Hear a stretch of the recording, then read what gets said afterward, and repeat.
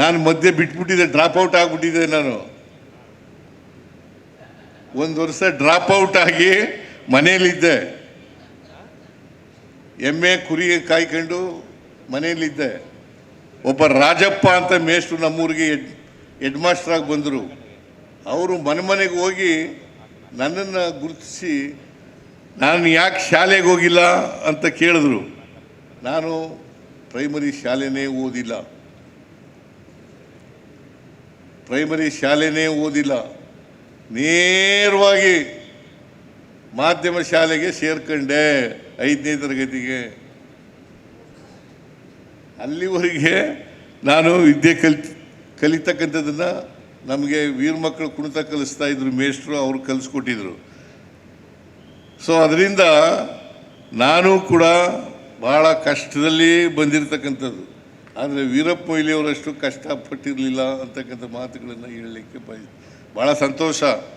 ಆಗ ನೋಡಿ, ಅವ್ರ ತಂದೆ ತಾಯಿಗಳು ಅವತ್ತು ಹೇಗೆ ನಿಯತ್ತಿನಿಂದ ಬದುಕಿದ್ರು ಅಂತಕ್ಕಂಥದ್ದನ್ನು ಇವತ್ತು ನಾವೆಲ್ಲರೂ ಕೂಡ ಅರ್ಥ ಮಾಡ್ಕೋಬೇಕಾಗ್ತದೆ.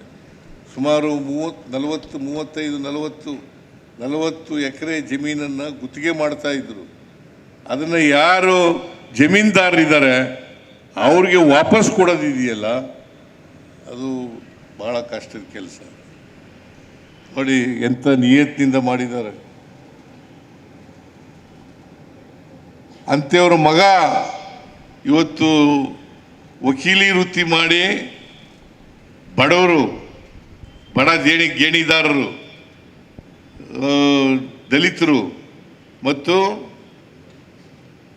ಅಸಹಾಯಕ ಜನ ಯಾರಿದ್ದಾರೆ ಅವ್ರ ಪರವಾಗಿ ವಕಾಲತ್ತನ್ನು ವಹಿಸಿ ಅವ್ರ ಪರವಾಗಿ ಕೆಲಸ ಮಾಡ್ತಾಯಿದ್ರು ಅಂತಕ್ಕಂಥದ್ದು ಭಾಳ ಮುಖ್ಯವಾದಂಥ ಕೆಲಸ ಅಂತಕ್ಕಂಥ ಮಾತುಗಳನ್ನು ಹೇಳಲಿಕ್ಕೆ ಬಯಸ್ತಾ ಇದ್ದೇನೆ.